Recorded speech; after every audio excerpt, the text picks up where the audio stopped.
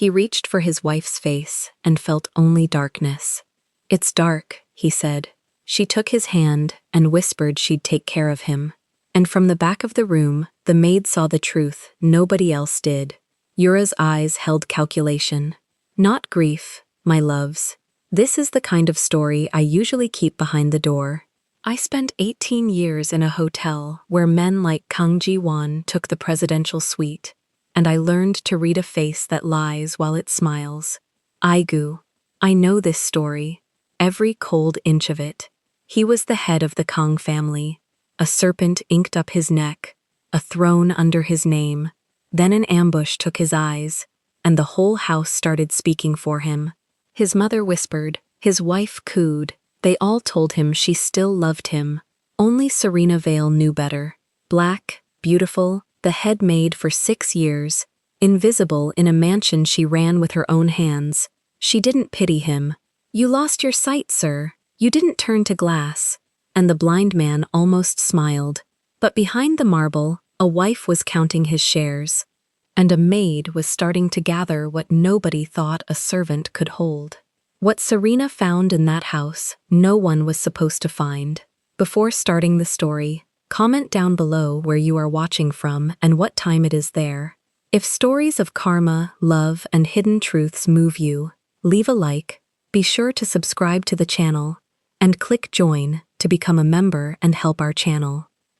The phone on the marble console rang 4 times before anyone in the Kang mansion thought to answer it. Serena Vale was on her knees in the east corridor, wiping a streak of mud someone had tracked across the imported limestone, and she was the one who heard the third voice change in Madame Kang's tone from annoyance to ice.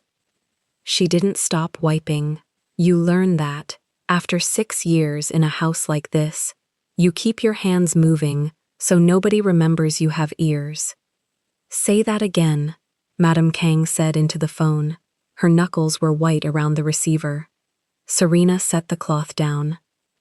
In the front hall, Yura was already at the foot of the staircase, one diamond-heavy hand on the banister, the other pressed flat against her sternum, as if she were holding her own heart in place. She had not been told anything yet.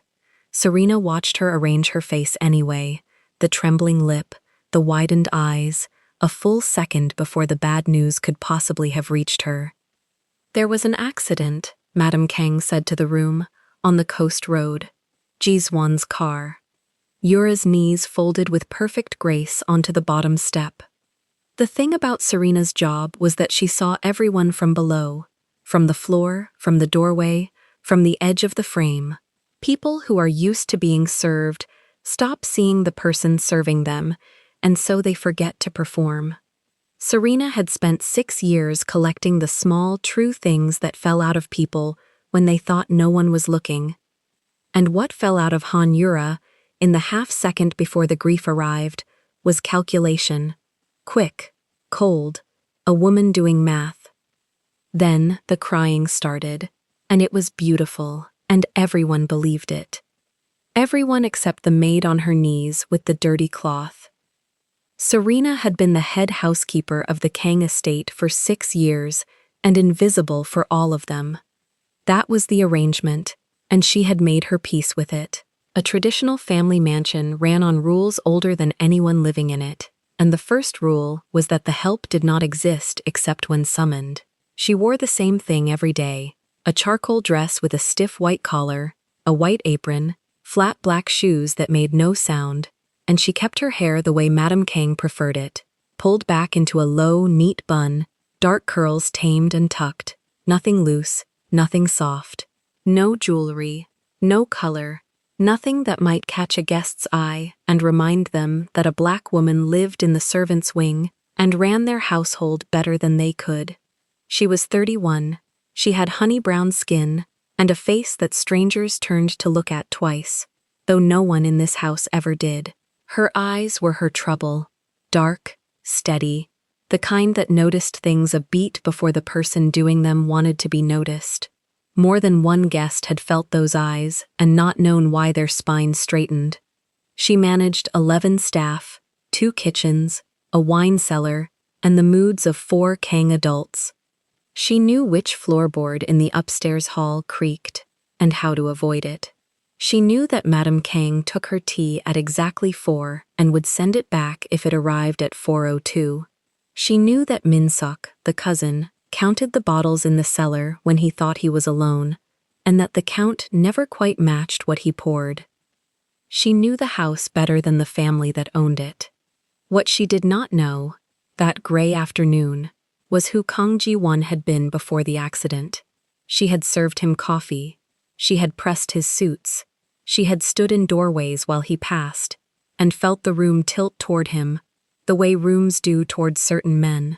But he had never once looked at her, and she had returned the favor, and so the master of the house had stayed a silhouette to her, broad shoulders, an impeccable dark suit, a thin black and silver cane she had never understood and never asked about.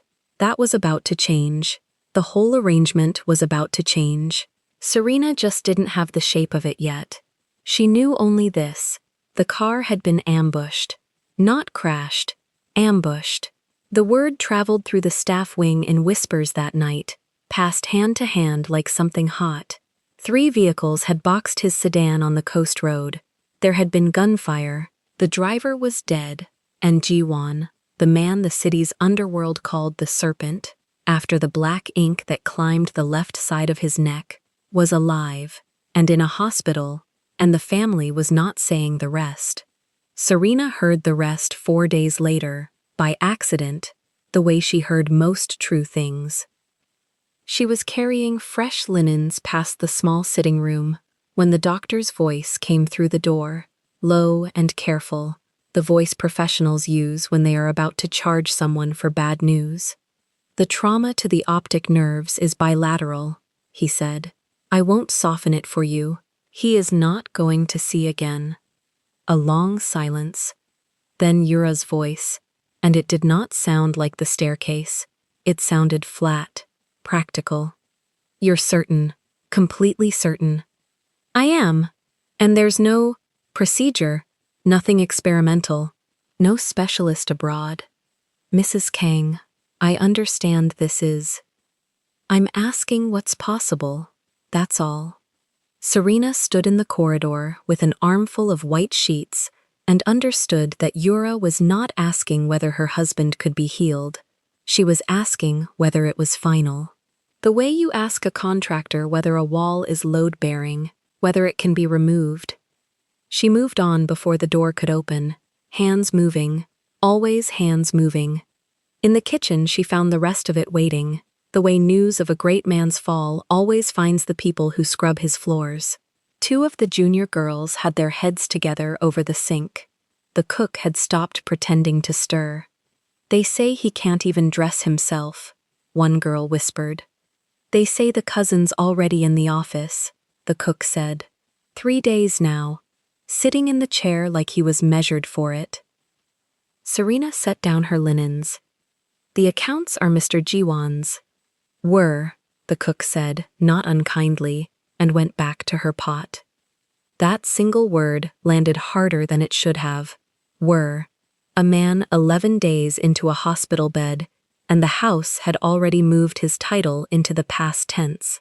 Serena looked around the kitchen at the faces of people who survived, like her, by reading which way the power was about to lean, and she saw them leaning, every one of them, away from the blind man upstairs, and toward whoever would be signing their wages by spring. She could not blame them. She had leaned the same way her whole life. It was how you stayed fed. She picked up her linens and left them to it. That night she could not sleep.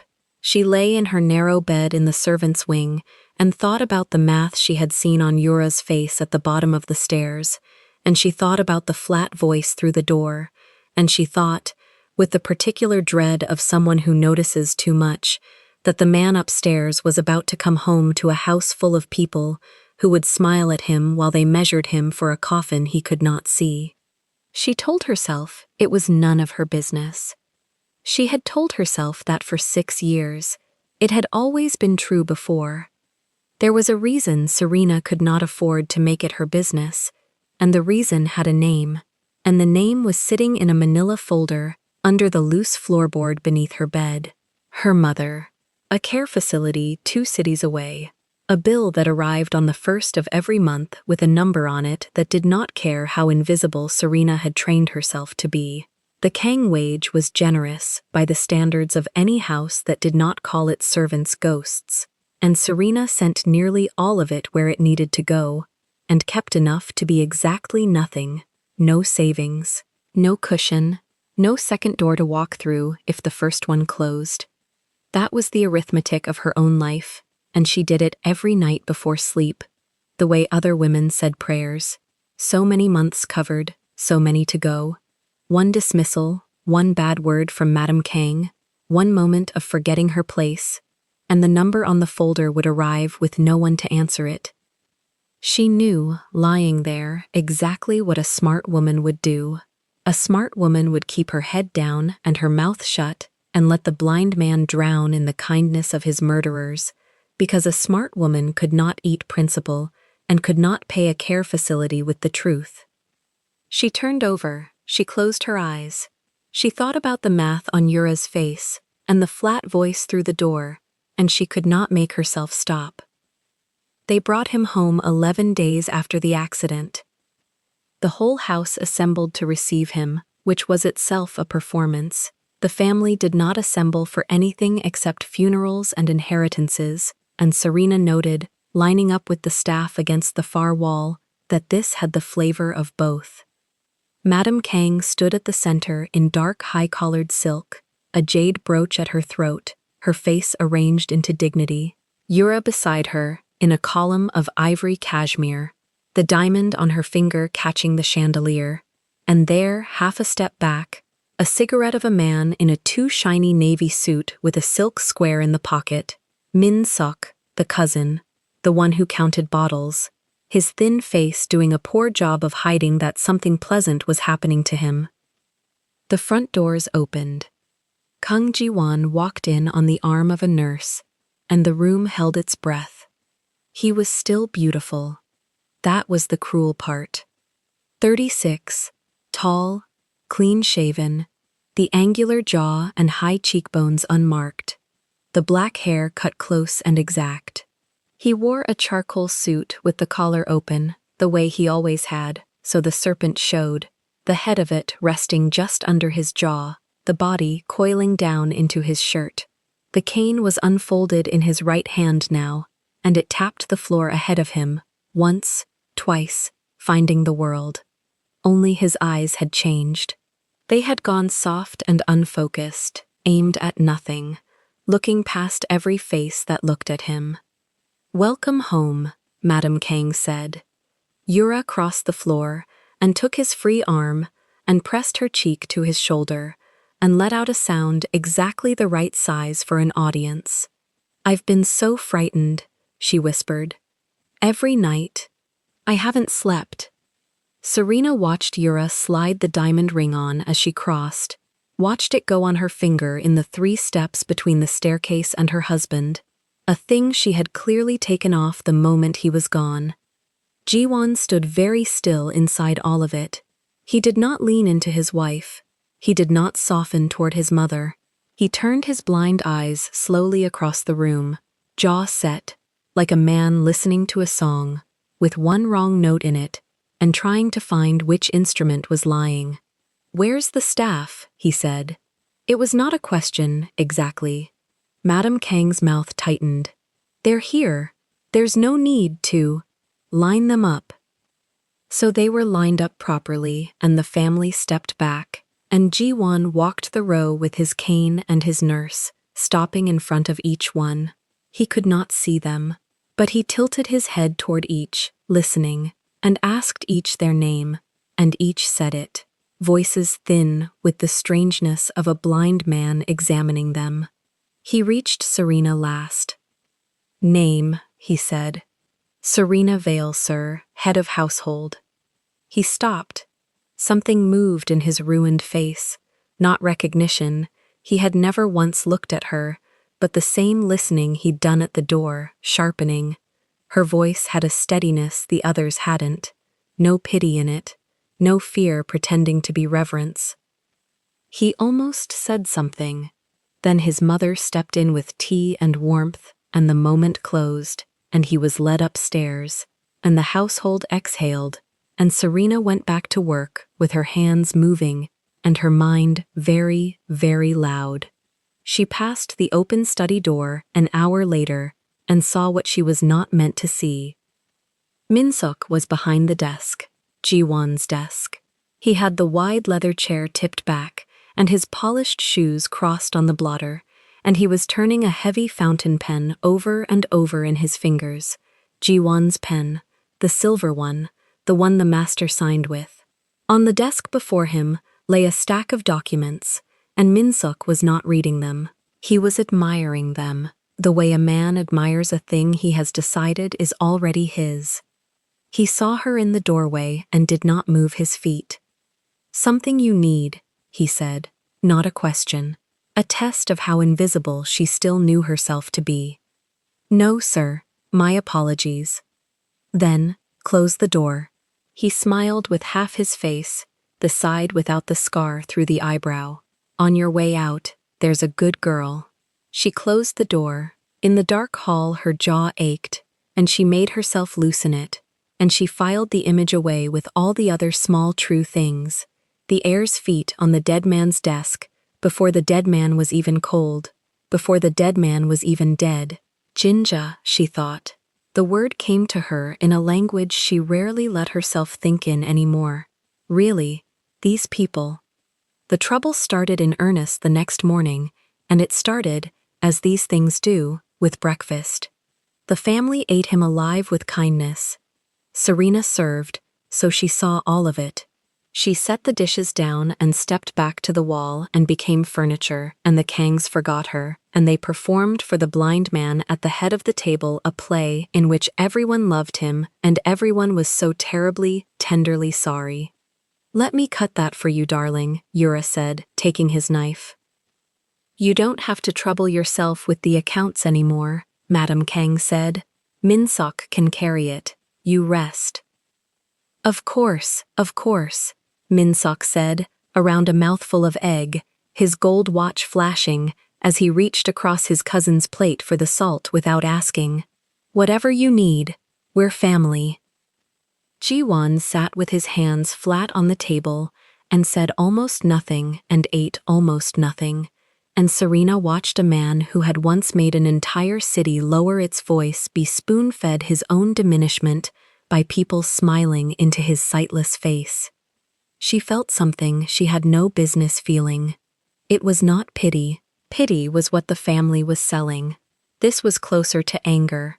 When Yura reached again to guide his water glass into his hand, narrating it, "Here, my love, right here, careful now," Serena watched Jiwon's jaw flex, watched the humiliation move under the surface of him, like the serpent on his neck deciding whether to strike.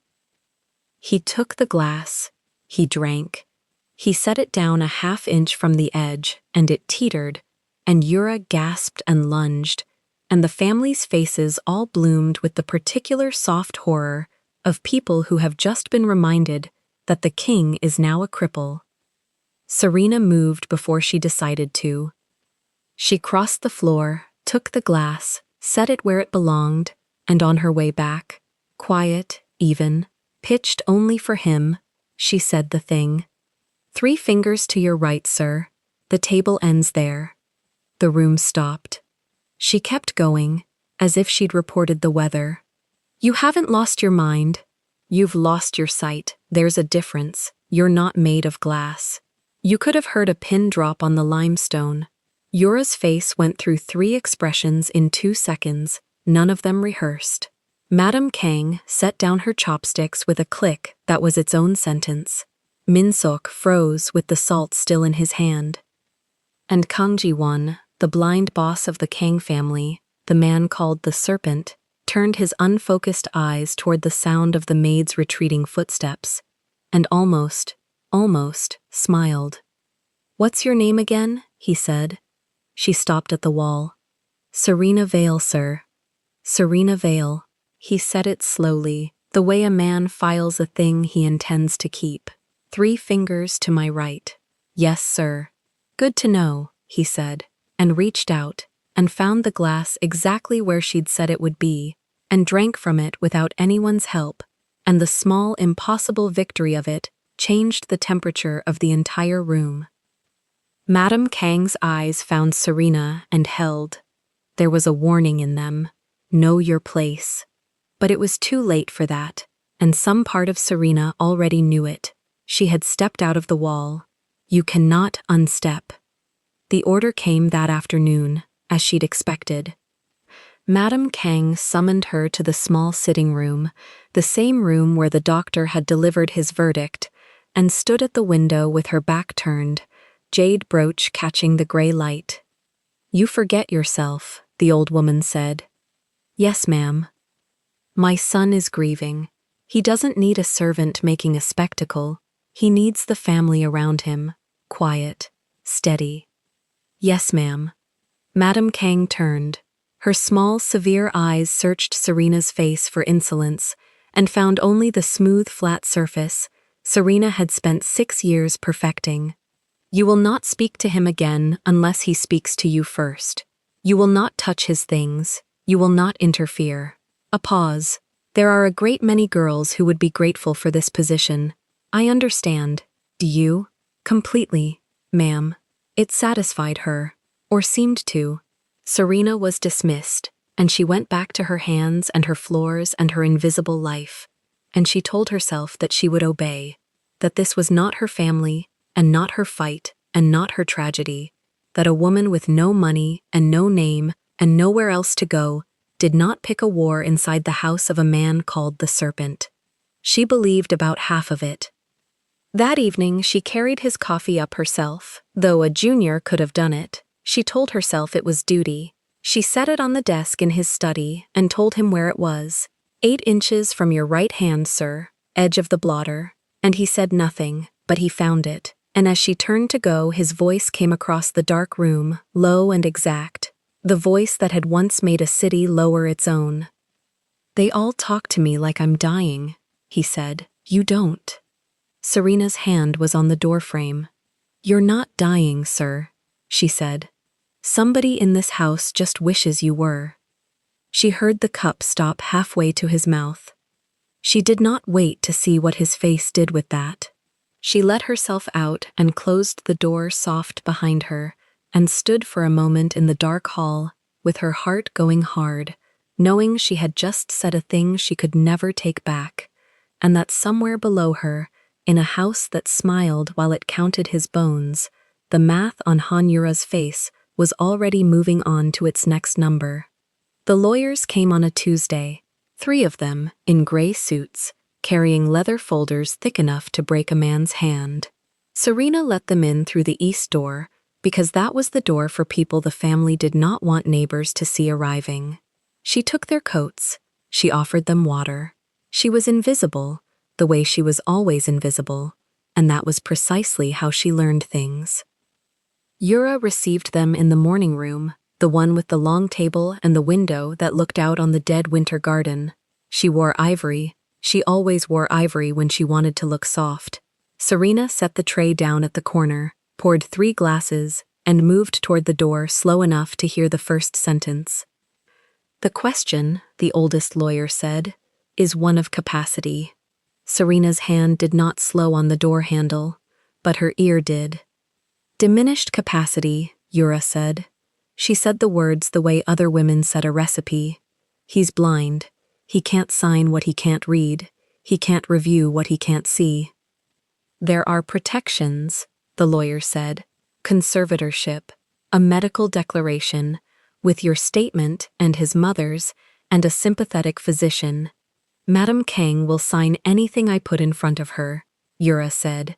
She wants the family name kept clean. She'll do whatever keeps it clean. Serena closed the door behind her. Soft. The latch made the small click it always made. She stood in the hallway. The tray was empty in her hands now, and she did not remember setting the glasses down. Her heart was doing the hard thing again, the thing it had started doing, the day Ji-won came home, with his eyes gone wrong. Capacity, conservatorship, diminished. She knew those words. She had heard them once before, years ago, in another house, when another family decided an old man's money belonged to them and not to him. She knew where those words led. They led to a man signing his life away with a hand someone else was guiding. She walked back to the kitchen. She did not hurry. Hurrying was how the help got noticed. That night she could not sleep. She lay in her narrow bed in the staff wing and listened to the house breathe. Somewhere below her, Ji-won was awake too. She knew because she'd brought him his tea at 10 and he hadn't drunk it. The cup had still been full when she came to collect it, the surface gone cold and skinned over. She got up. She found a shoebox in the back of her closet, an old one, the kind her mother used to keep buttons in. She emptied it. She put it on the shelf above the dryer in the laundry room, behind the powder, where no one in this family would ever look, because no one in this family had ever touched a bag of detergent in their lives. She didn't know yet what she would put in it. She only knew she would put something. The first thing was a receipt. It came 3 days later, in the trash of Yura's dressing room, which Serena emptied every morning at 7. A receipt from a law office downtown, a consultation. 4 hours billed.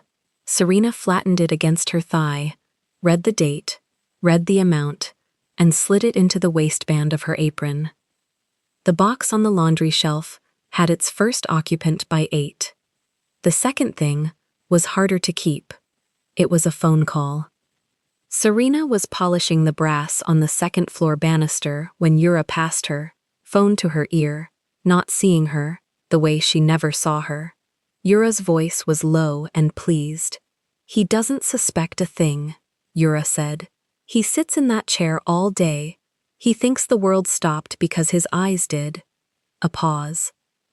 The shares transfer the moment the declaration is filed, then it doesn't matter what he thinks. She turned the corner. Her heels went down the stairs. Serena kept polishing the same 6 inches of brass until they shone like a mirror, until she could see her own face in them, until her face stopped looking like it wanted to scream. She could not put a phone call in a box. So she did the only thing she could. She found a scrap of paper in her apron, and she wrote it down. Date, time. The words exact. He doesn't suspect a thing. She folded it small, and that night it joined the receipt. Twice, she nearly lost the box. The first time was a new girl, hired by Yura to help in the laundry, who reached for the powder on the high shelf and got her fingers on the corner of the cardboard before Serena crossed the room and took it from her hand. "That's mine," Serena said. "Buttons and thread, leave it." The girl shrugged and went back to the sheets. But Serena's pulse did not come down for an hour, and that night she moved the box higher, behind the bleach, where the smell kept people away. The second time was Madame Kang herself, come down to the laundry to count the good linen the way she did at the turn of every month. She stood in the doorway in her dark, high-collared dress, her jade brooch at her throat, her small, severe eyes moving over the shelves, like a woman taking inventory of a kingdom. Serena went on folding. She did not look at the shelf. Looking at a thing was how you told people it mattered. "You keep this room clean," Madame Kang said. It was not praise. It was a fact she was confirming. "Yes, ma'am. My son liked things clean." She used the past tense for him the way the whole house had begun to, as if the man upstairs were already a memory. "Carry on." She left. Serena's hands had not stopped once. But when the door shut, she pressed both palms flat on the folding table and breathed until the room stopped tilting. She started watching the way a person watches weather. Yura had 2 faces, and Serena had begun to see the seam between them. The face Yura wore for Ji-won was tender. She would come into his study in the late afternoon when the light was failing for the rest of them and had failed entirely for him, and she would sit on the arm of his chair and put her fingers in his hair. "My poor love," she would say, We'll get through this. I'm here. I'll always be here. She would lay her head on his shoulder. She would let him reach up and find her face with his hand. Let his thumb trace her cheekbone the way a blind man learns a thing he can no longer see. And Jiwon would hold very still under that touch, like a man holding a bird he was afraid to crush. Serena, refilling the water carafe on the far table, watched Yura's free hand. It hung at her side, while her face pressed warm against her husband's neck. Her free hand turned her diamond ring around and around her finger, bored, the way a woman waits out a long elevator. The other face came off the moment the door closed behind her. Serena saw that one too. She saw it in the hallway mirror as Yura walked away, the softness sliding off like a wet coat, the mouth going flat, the eyes going to her phone before she'd taken 3 steps. She saw the ring come off the finger and go into the small jeweled case Yura kept in her bag, the case she only opened to put the ring away, never to take it out. The ring lived in the case. It came out for him. It went back in for her. Serena learned to read the case like a clock. Jiwon was changing. Not the way Yura wanted, which was downward, towards smaller and quieter and easier to fold. He was changing the other way. In the first weeks, he had let himself be moved through the house like furniture. Now he walked. He used the cane, the thin black and silver one that folded, and he walked the long gallery every morning, 20 paces down and 20 back, counting under his breath, and when he clipped the corner of a console table, he did not flinch. He swore once, quietly, in Korean, and kept walking. Serena watched from the end of the gallery. She did not offer her arm. She had learned that he did not want her arm. He wanted to fall, if falling was the price of walking, and he wanted no one to catch him until he asked. "You're standing there," he said one morning, not turning his head. "I'm cleaning the window," Serena said. "You've been cleaning that window for a week. It's a very dirty window." The corner of his mouth moved. Almost. 3 more paces and the table ends, she added, because he was coming up on it. Then it's clear to the door. He took the 3 paces. The table ended. He reached the door without his hand finding anything but air. "How do you know," he said, "exactly where I am?" "I watch where everyone is," Serena said. "It's the job." "No," Jiwon said.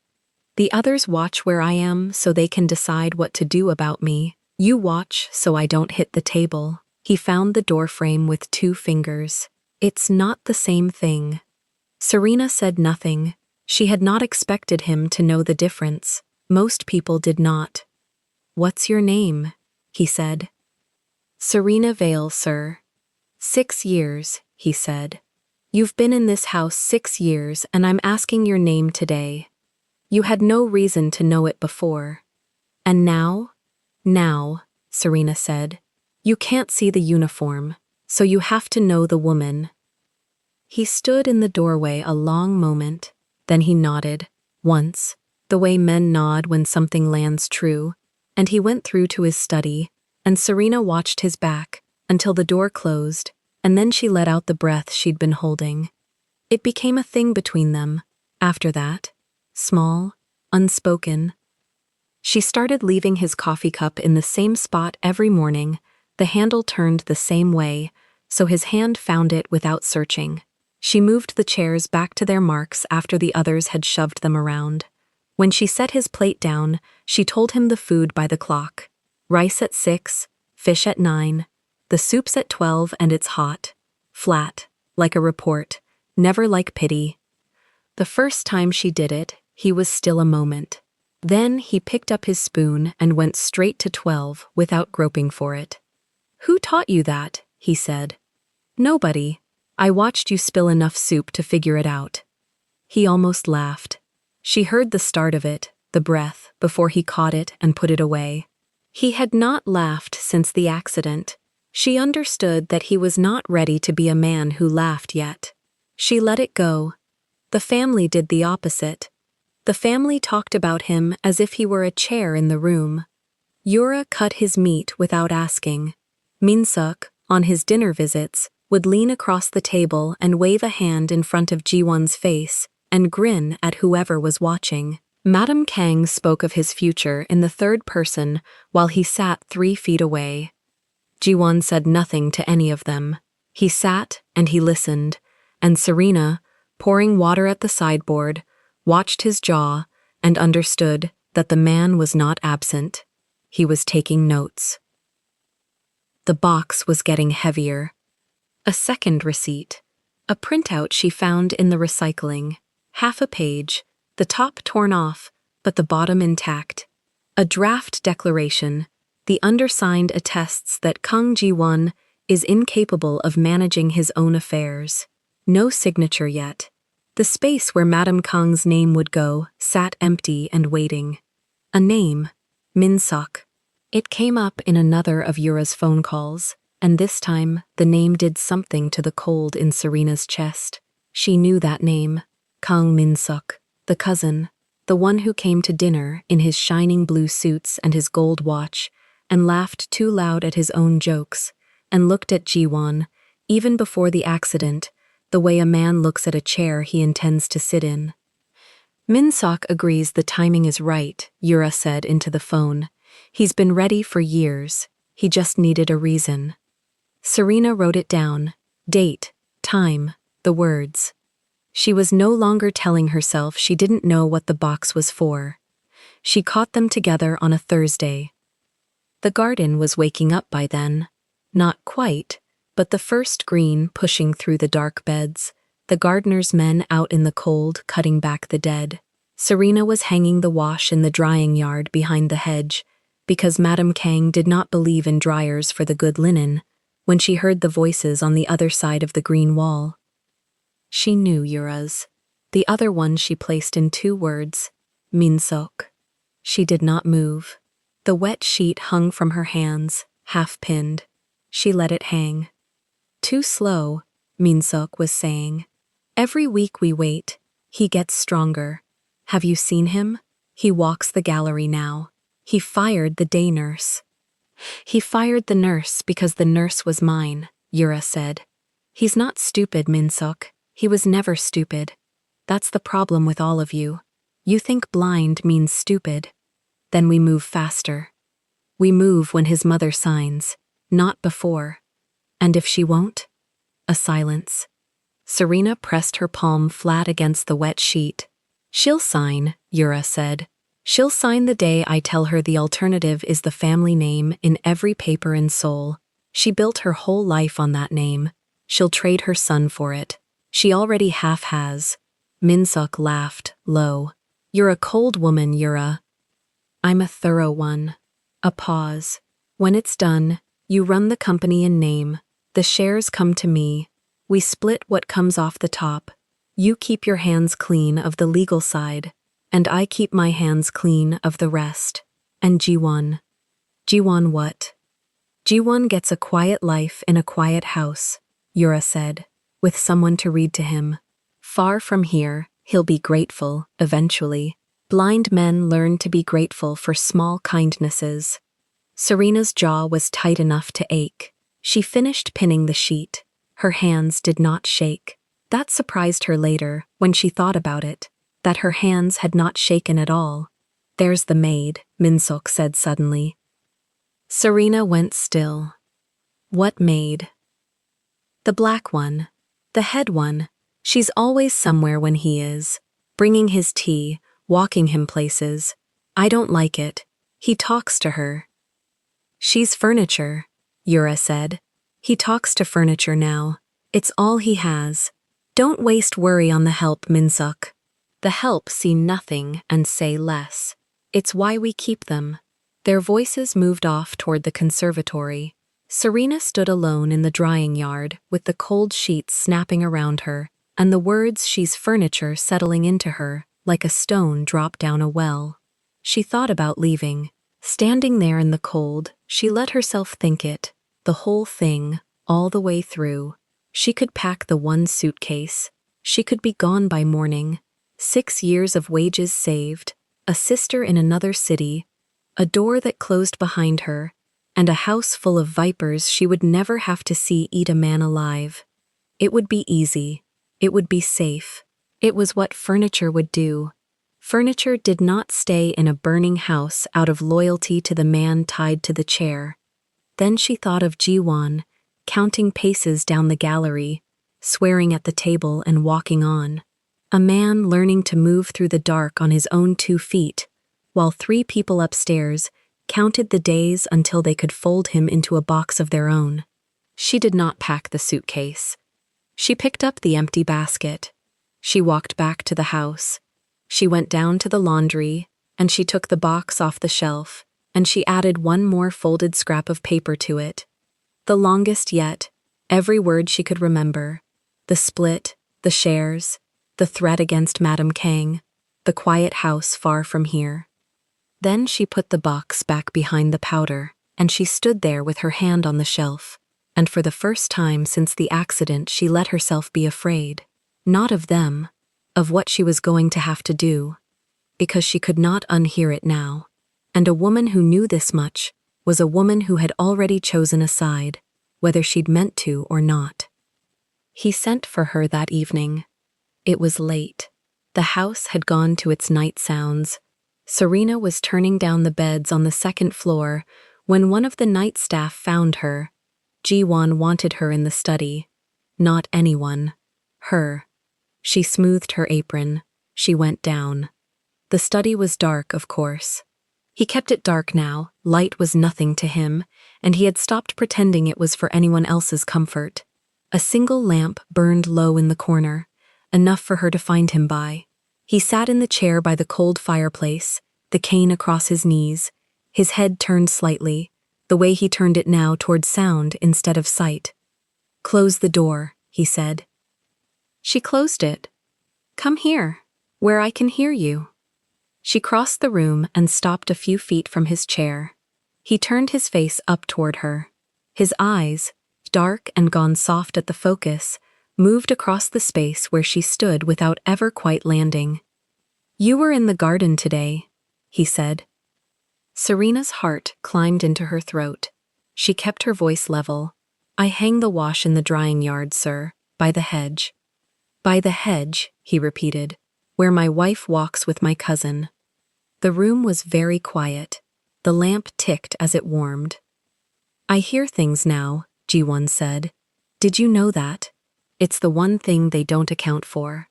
They lower their voices and they think low enough is gone. It isn't. I've spent 4 months learning the sound of this house. I know who's lying by the breath they take before they speak." He set the cane against the chair. "And you, Serena Vale, you've changed. Sir? Your footsteps used to come straight through a room. Now they slow at doors. You wait. You listen, the way I listen." He leaned forward. "You're carrying something. I can hear it in the way you move. You move like a woman walking around a hole in the floor that only she can see." She said nothing. The truth was a stone in her mouth, and she did not yet know if it was safe to spit it out. "I'm going to ask you one question," Jiwon said, "and I want you to remember that I can hear a lie before it finishes leaving a mouth. I've heard a great many of them lately." His ruined eyes found the middle of her, close enough. "You're hiding something from me. What is it?" The lamp ticked, the house breathed. And Serena Vale stood in the dark in front of a blind man who could see more than anyone in that house who still had eyes, and understood that the moment she'd been dreading and the moment she'd been waiting for were, in fact, the same moment, and that there was no longer any door soft enough to close on it. "Sit," Jiwon said. Serena did not sit. The help did not sit in this house, not in front of the man who paid them, and certainly not at 2 in the morning in his study, with the door half open and the lamp ticking between them. But he had asked, and he had asked the way a man asks when he already knows the answer and only wants to watch how you reach for the lie. "There's a chair to your left," he said. "I can hear you standing." She sat. The leather was cold. His desk was a wide, dark slab of a thing, and on it sat the cup of tea she'd brought at 10, still full, still skinned over. He had not touched it. He had been waiting for her instead. "You came to collect the cup," he said. "Yes, sir." "You came 2 hours late." The house was quiet. I didn't want to wake anyone. He turned the cane in his hands, slow. The thin black and silver length of it caught the lamplight and threw a sliver of it across the ceiling, and Serena watched the sliver move because it was easier than watching his face. His eyes were on her. They could not see her, but they were on her all the same, and that was worse than any sighted stare she had ever felt. "My wife loves me," Ji-won said. It was not a question. It was a stone he set on the desk between them to see if she would move it. Serena said nothing. "She told me again tonight," he went on. "She held my hand at dinner. She said the accident changed nothing. She said she would stay through anything." He tilted his head, the way the blind learn to tilt, hunting for sound. "You poured the wine tonight. You were there. You heard her." "I heard her, sir. And I poured the wine." A muscle moved in his jaw. Not a smile. Close to one. He had a way of almost smiling that Serena had learned to dread, because it meant he had caught the edge of a thing and was deciding whether to pull. "You're careful," he said. "You've always been careful. 6 years, and you've never once told me something I didn't ask for. Do you know how rare that is in a house like this? I clean, I cook, I'm not paid to talk. You're not paid to lie either." He leaned forward. The serpent on his neck slid up out of his collar as he moved, the black head of it resting just under his jaw, and in the low light the ink looked alive, looked like it was breathing with him.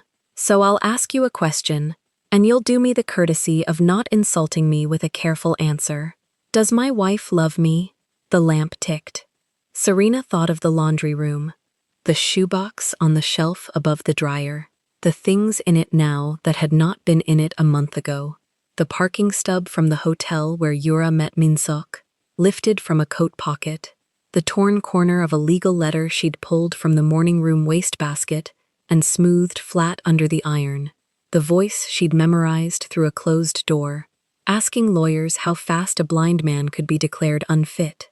She thought of all of it sitting in the dark behind the detergent, waiting for a hand brave enough or stupid enough to reach for it. "No," she said.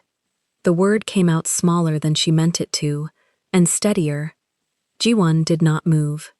"She loves what you have," Serena said, "not what you're going through. There's a difference, and she's living in it." The cane stopped turning. For a long moment, the only sound was the lamp and the house settling around them, the old beams ticking as the heat went out of them. Serena's hands were folded in her lap, and she made them stay folded. She had said the unsayable thing. In this house, you did not say it. In this house, you learned the shape of the truth, and then you learned to walk around it, the way she walked around furniture for a man who could not see. 3 fingers to the right, the table ends there. She had just walked him into the wall. "Get out," he said. She stood. Her legs did the thing legs do when the floor has moved. She steadied against the chair back. "Sir, I said get out." His voice did not rise. That was the worst of it. He did not shout. He delivered the words flat and even, the way Yura delivered the word capacity, and somehow the calm of it was heavier than any shout would have been. "You've worked here 6 years. You think 6 years buys you the right to tell me about my wife. It doesn't. Nothing in this house belongs to you. Not the room you sleep in. Not the opinion you just gave me. Get out before I decide it's permanent." Serena left. She did not run. She walked the long hall slow, past the portraits of dead Kangs in their dark frames, past the morning room where the lawyers had sat, past the kitchen, where her shift began at 5, and where she would have to be again in 3 hours, as though nothing had cracked. She climbed the back stairs to the staff wing. She lay down in her clothes on the narrow bed and stared at the ceiling, and let the truth of it arrive in pieces. She had told a powerful man the one thing he did not want to be true, and powerful men did not punish the lie. They punished the mouth that broke it. By morning, she would be looking for work. She knew this the way she knew the floor plan of the house in the dark. Yura would hear of it. Yura heard of everything. And Yura would not waste a chance like this. A maid who spoke out of turn. A maid who'd put ideas in the master's head. Gone by the weekend. References poisoned. 6 years erased with one phone call to an agency that owed the Kang family more favors than it could count. She had walked into the wall, and the box was still in the laundry room. The dismissal did not come the way she expected. It came worse. It came slow. For 3 days, Ji-won did not speak to her. He took his meals in the study and had them left at the door. When she brought his tea, he said nothing, did not turn his head, let her set it down and leave, as though she were the steam off the cup. She had become, in 3 days, exactly what she'd spent 6 years being, and had somehow stopped being in the weeks since he came home blind. Invisible. Furniture. A sound in the room he chose not to hear. It hurt more than the dismissal would have. A dismissal was a door. This was a wall going up brick by brick while she watched. On the 4th morning, Yura found her in the laundry. Serena heard the heels before she saw her. The particular click of Yura's morning shoes on the tile. Unhurried, certain, the walk of a woman who has never once in her life been told to wait. Serena's hands were in the wet wash. The shoebox sat 18 inches above her head, behind the powder, and she did not let her eyes go to it.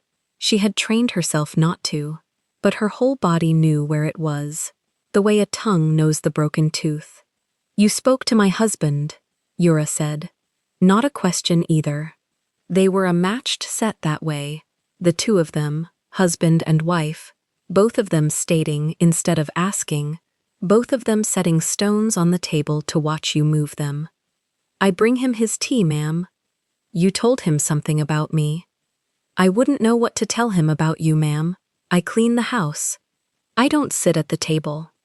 Yura crossed the small room. She did it slow, the cashmere of her wrap moving with her, the diamond on her left hand catching the bare bulb overhead. And Serena noted, the way she noted everything now, that the ring was on. The ring was always on when Ji-won might be near and off the moment he left the room. She'd watched Yura slide it into her clutch in the back of the car once, 3 seconds after the door shut on him. Small things. Serena collected small things. "Let me tell you how this works," Yura said. She stopped close. Close enough that Serena could smell the perfume, something French and cold. "My husband is not well. He's been through a trauma. He's confused. He reaches for whoever's nearest in the dark, and lately that's been you. I understand it. He's lonely. You're convenient." She tilted her head, an awful echo of the way he tilted his. "But you've started to imagine it means something. It doesn't. You're the help. When this is over, and it will be over soon, you won't be in this house. So I'd think very carefully, if I were you, about what comes out of my mouth in his study at 2 in the morning." Serena lifted a sheet from the wash and wrung it. The water ran gray down her wrists. "I don't go to his study, ma'am." "No? I leave his tea at the door. He takes it cold." It was true. It had been true for 3 days, and the truth of it landed on Yura's face as a flicker of something. Not relief, not quite. Calculation. Yura was always calculating. She filed the information, the way Serena filed the ring, and she stepped back. "Good," Yura said. "Keep it that way. Things are about to change in this house, and the people who survive change are the people who don't make themselves memorable." She smoothed her wrap. "You've been memorable, stop." She left. The heels clicked away down the hall. Serena stood with the wet sheet in her hands, and her heart doing the hard thing, and she made herself breathe. "Ioteoke." What now? The word came to her in a language that was not hers. learned years ago from a man who was no longer in her life, and she did not say it out loud. She wrung the sheet again, though it was already wrung dry. Then she reached up, quick, before she could talk herself out of it, and she took the shoebox down. She opened it on the dryer, the parking stub, the smoothed, flat corner of the legal letter, a second stub, newer, from the same hotel, dated 4 days ago, a photograph she'd printed at the library on her one afternoon off, Min Sok's car in the garden drive, at an hour no cousin had business being there. It was not enough to hang anyone. She knew that. It was a maid's collection of scraps, the kind of thing a lawyer like the ones in gray would laugh out of a room. But it was the shape of the truth, and she'd promised herself, the day she watched them carry a blind man into a house full of people waiting to bury him alive, that she would at least keep the shape of it somewhere safe. She put the lid back on, she slid the box to the very back of the shelf, behind the powder, and she pushed a second box of detergent in front of it. Then she went to make lunch, because it was 11:30 and the family ate at noon, and no amount of truth in a shoebox changed the fact that the lamb had to come out of the cold. At 1 o'clock the agency called. The houseman brought her the phone in the kitchen, his face careful, the way a man's face goes careful when he's carrying bad news he didn't make. Serena dried her hands on her apron and took it. She knew the voice on the line before it spoke. Mrs. Pak, from the placement agency, the woman who had sent her to the Kang house 6 years ago and who had not called once since. "There's been a request," Mrs. Pak said. "A request? The household is restructuring. You understand. With Mr. Kang's condition, the family is bringing in care staff, professionals. There won't be room for the current arrangement." A pause. The soft administrative pause of a woman reading from a script someone else had written. "We'd want to place you somewhere lovely, of course. There's a family in Connecticut." "Who made the request?" "Serena." "Who?" Another pause. "Mrs. Kang spoke to us this morning. It's all very amicable. There's a month's notice in it, which is generous, and a reference." "Is the reference good?" The silence answered before Mrs. Pak did. "It's a reference," she said, which meant it was the other kind. The kind that said the words reliable, and kept to herself in a tone that meant, do not let this one near anything you value. Serena had handed that exact tone to other women's careers herself, years ago, when a different family had wanted a different problem to disappear quietly. "A month," Serena said. "A month. The family asks that you stay through the transition. For continuity. They don't want the staff unsettled." Continuity. They wanted her to keep pouring the wine and changing the linens and bringing the cold tea right up until the morning they put her bag on the east step and shut the door behind her. They wanted the help to leave the way the help always left in this house, without a sound, without a mark, without anyone in the upstairs rooms ever having to feel it. "Tell them yes," Serena said. She hung up. She set the phone on the counter. Her hands were steady, which surprised her, and then did not, because she'd known since the study at 2 in the morning that this call was coming. Yura had not wasted a day. She had not even bothered to do it herself. She'd had it done over a telephone by a tired woman reading a script, the way you cancel a delivery.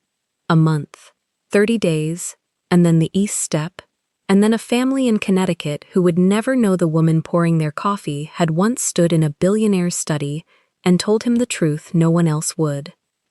Serena went back to the lamb. She took it out of the cold. She let it come up to the air the way it needed to, and she did not cry, because crying was a thing the help did in the staff wing with the door shut, never in the kitchen where the family might walk through. She seasoned the meat, she set the oven, and somewhere under the steadiness, low and patient, a decision was hardening like fat going cold, that if she had 30 days in this house, she was not going to spend them being invisible. She was going to spend them watching, and the box on the shelf was going to get heavier. That night the house held a dinner. Min Sok came. He arrived in a navy suit that shone too much in the chandelier light, a silk square folded into the breast pocket, the gold watch loose on his thin wrist.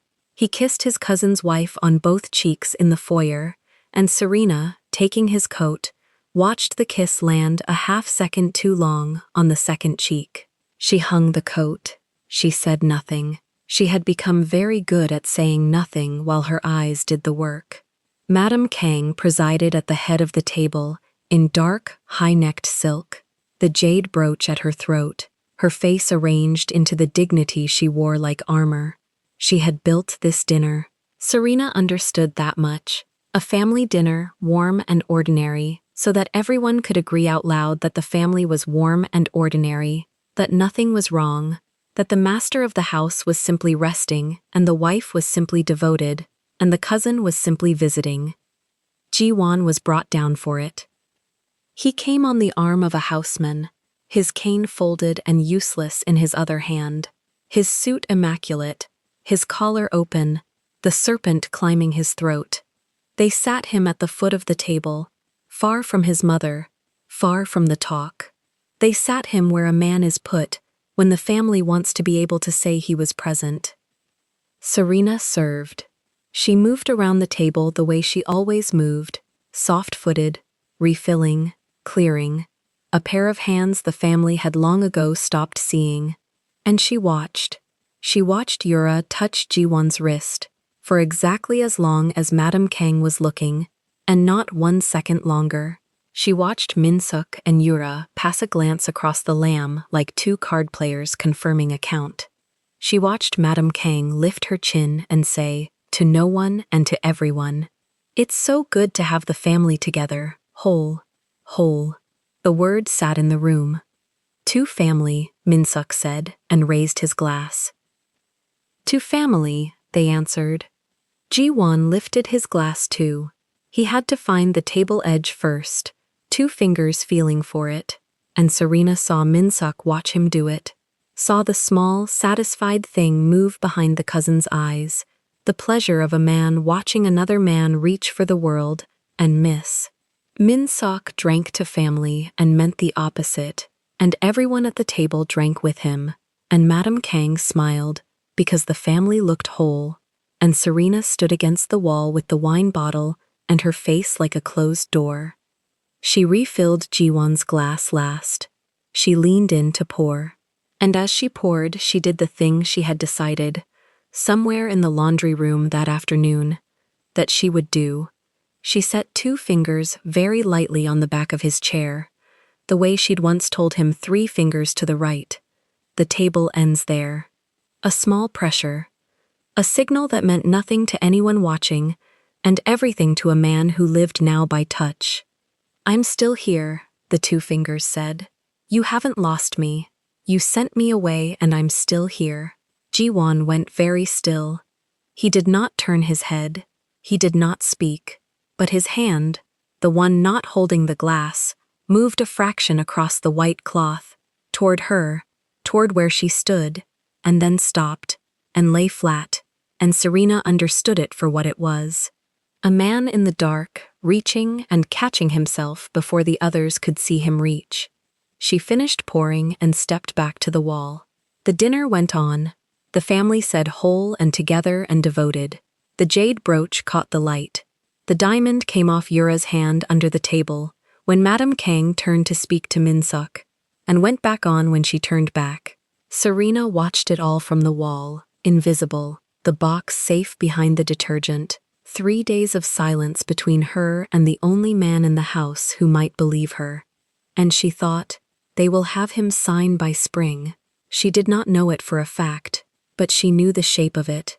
The lawyers, the conservatorship, the sympathetic doctor, the mother who would sign anything to keep the name clean.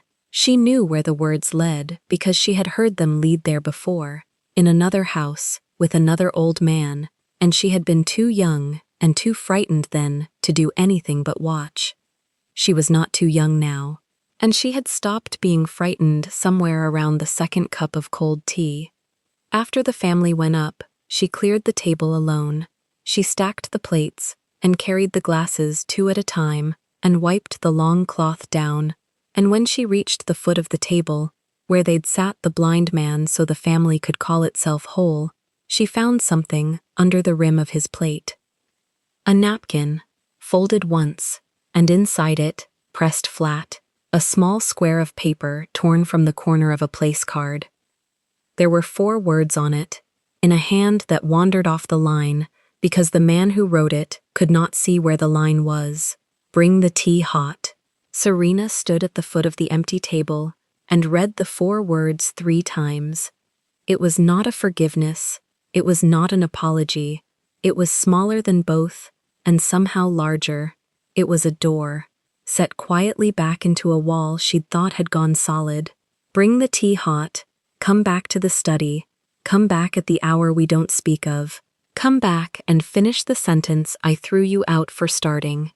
She folded the napkin around the paper and put it in the pocket of her apron, the one with no hole in it, the one she kept for things that mattered.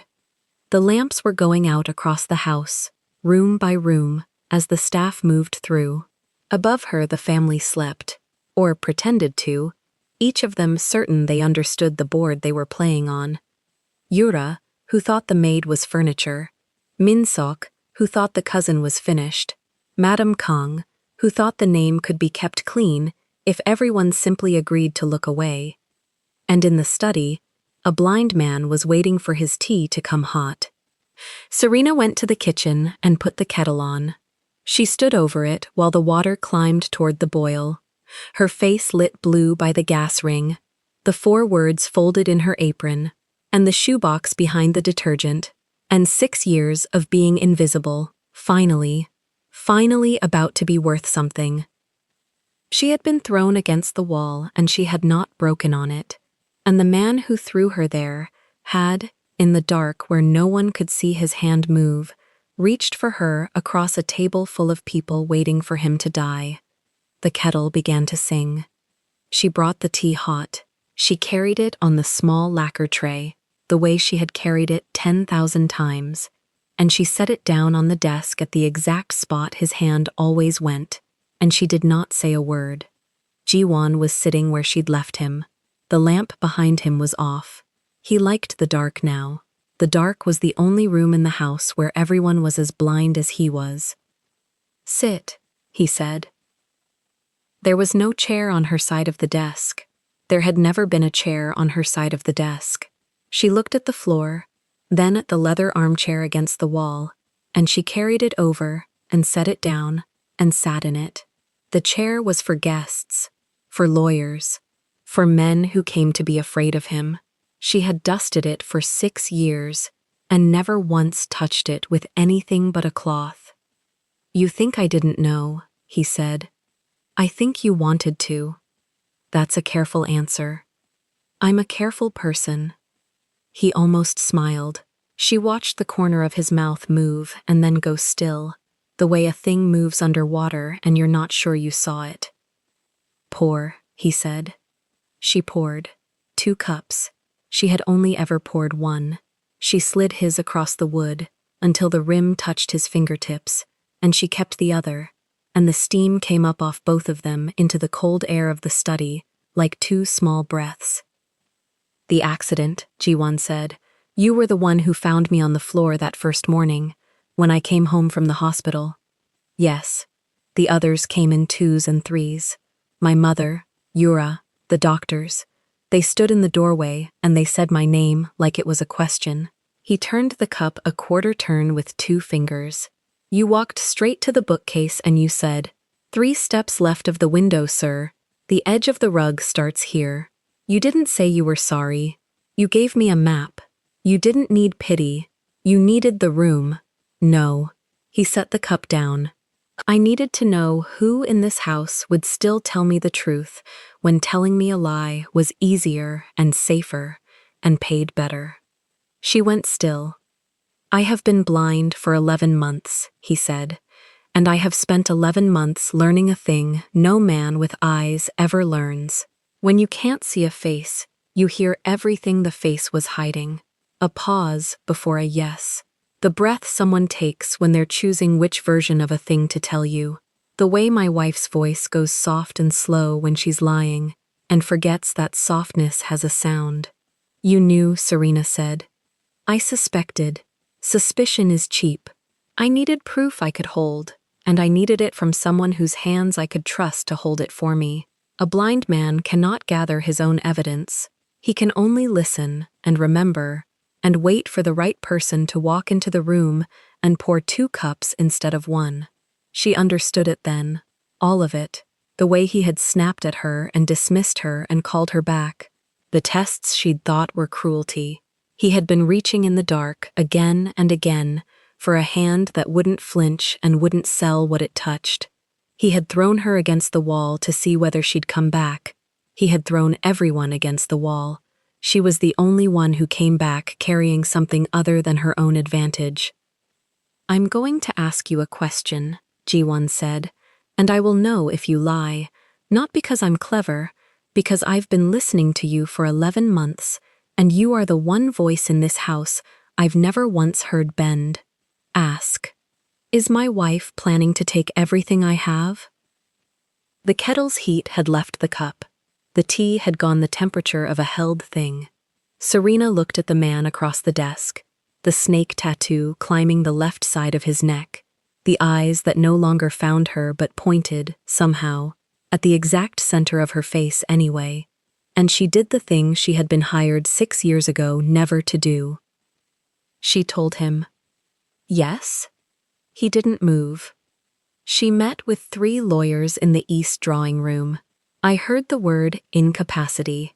I heard them ask whether the transfer of shares could be made to look voluntary if you signed it without being read the full document.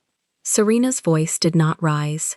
It came out level and low, each fact set down like a plate. And in the garden, the night of the rain, I saw her with Minsuk. They were not arguing, they were dividing. She gets the company, he gets the name, and the protection that comes with it. You get a room with the lamp off, and a wife who removes her ring the second the door closes. And now he moved. Just his hand. It went flat on the desk, fingers spread, the way a man steadies himself on the deck of something pitching. How long have you known? He said. Months. And you said nothing. I had nothing you could hold. You said it yourself. She set her cup down. A blind man can't gather his own evidence. A silence opened in the study. It was not an empty silence.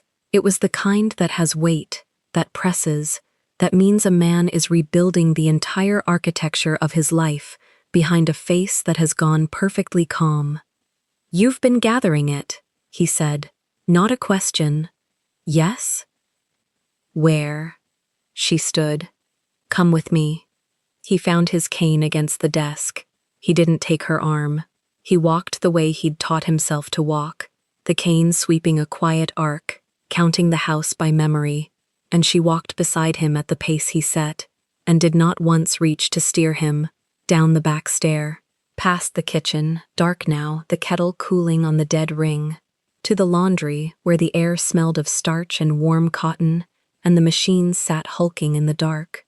She turned on the single bulb. She moved the great basket of linens. She reached behind the shelf of detergent, into the gap she'd hollowed there over 6 months, and she pulled out the shoebox. She set it in his hands.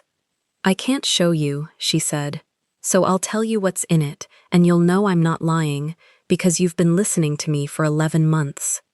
He held the box against his chest with one arm. A voice recorder, cheap. I bought it with my own wages. On it is your wife's voice in the East drawing room. The full meeting, all 3 lawyers. The word incapacity said 4 times. There's a second file from the garden. The rain makes it hard, but you can hear her and Minsuk. You can hear the word funeral, and you can hear them both laugh. His jaw worked. There are photographs, printed at the pharmacy 2 towns over, so no one here would see them on a screen. Yura at a restaurant with the lawyer, Minsuk handing her an envelope, the 2 of them at the back gate at an hour when this house is supposed to be asleep. He said nothing. And there's a notebook, dates, Every meeting, every name, every time she told you she was at the temple and was somewhere else. 6 months of a woman's lies, written down by a maid nobody in this house has looked in the eye since the day I was hired. The bulb hummed. Somewhere a pipe ticked as the heat left it. Why? Ji-won said. His voice had gone rough at the edge, the first time she'd ever heard it lose its polish. Why would you do this? You owe me nothing. I have never been kind to you. I threw you out of my study a week ago. You could have walked out of this house and let them feed me to each other, and no one would have blamed you. Serena looked at the snake on his neck. She thought of the 4 words on the napkin in her apron, the ones that had brought her back.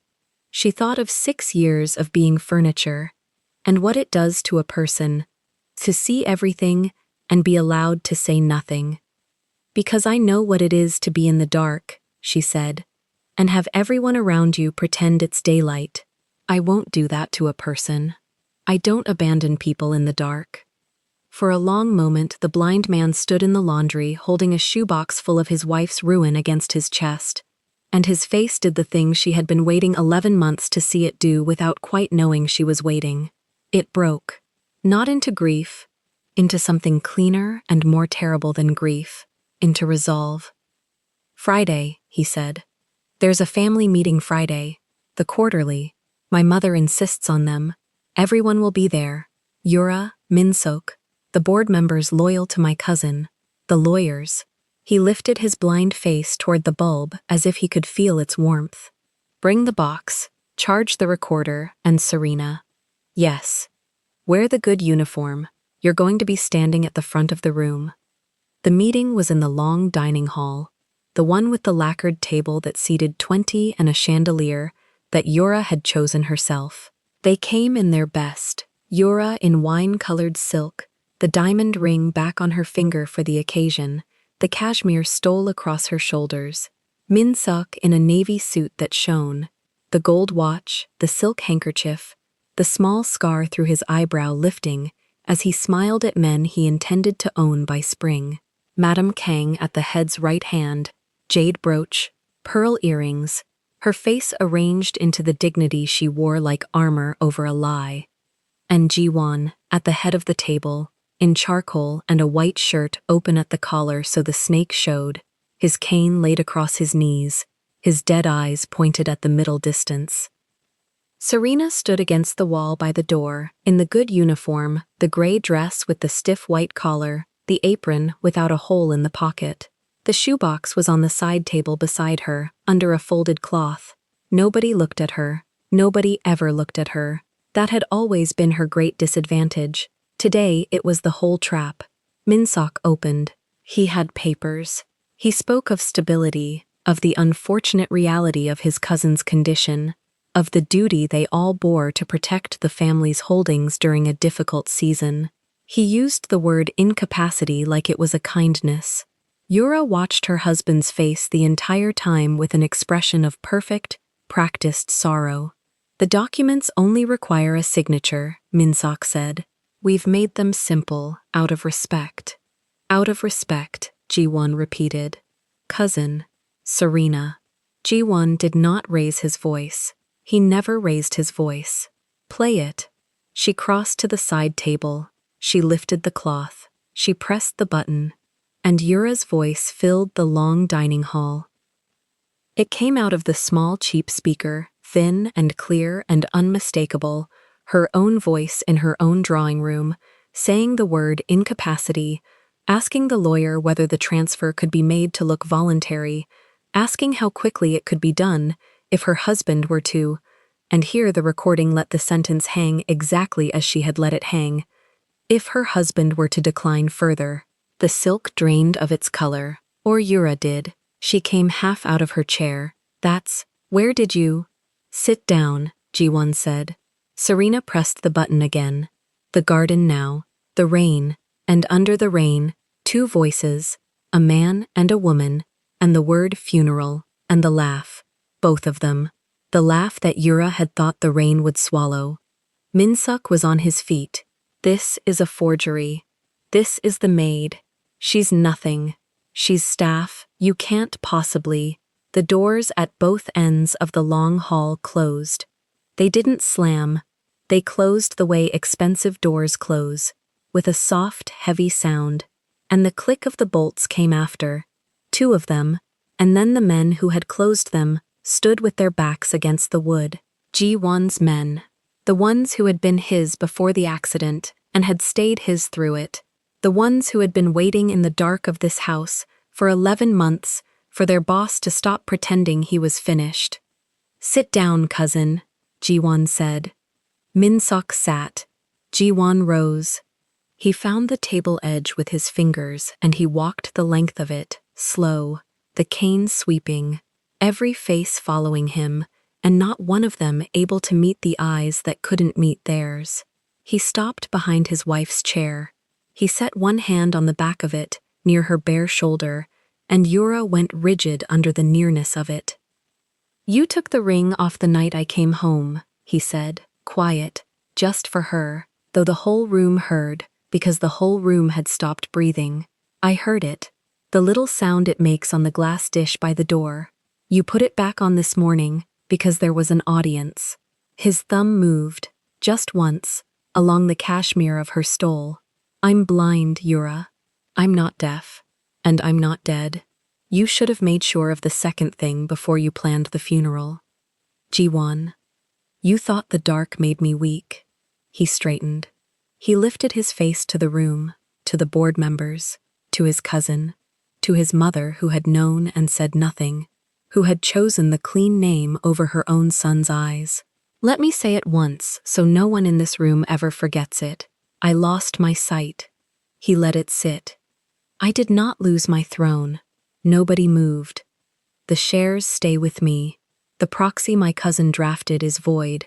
My own lawyers have the countersigned originals, and have had them for a week. Min-sok, you're removed from the board effective now, and you'll be grateful that removal is all it is, because the recording in that box is enough for a great deal worse, and I am choosing, today, to be a businessman and not my father's son." He turned his blind face toward the wine-colored silk. "Yura, the marriage is finished. You'll leave with what you came with, which was nothing, and you'll sign what my lawyers put in front of you, and you will do it quietly, because the alternative is that the world hears you laugh in the rain about your husband's funeral." Yura was crying now, real tears finally, and they bought her nothing, because in this house real tears had only ever been currency, and the bank had closed. Madame Kang spoke for the first time. "Ji-won, the family name, will survive me being treated like a man instead of a corpse. Mother." His voice did not soften for her. It was the only thing he didn't forgive in that room. "You watched. You chose the name. Remember that you chose it." Then he turned, away from all of them, toward the wall by the door where a woman in a gray uniform stood holding a shoebox, and his dead eyes found the exact center of her face the way they always somehow did.